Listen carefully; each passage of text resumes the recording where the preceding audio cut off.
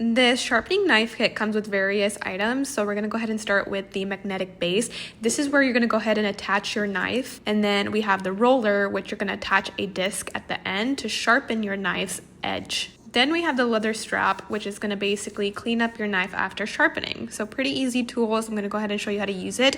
First, I want to show you my knife before sharpening. This is how it currently cuts. And then let's see how it does after. I'm going to go ahead and attach my small knife to the 18-degree angle.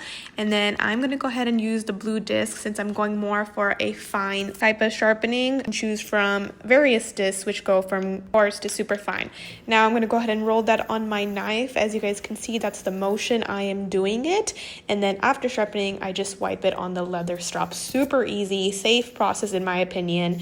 And then I'm going to go ahead and use a bigger knife. I put it at a different angle. I put it at a 20 degrees, and same thing here, just move it back and forth. So I finished the sharpening. Let's go ahead and see what the outcome is.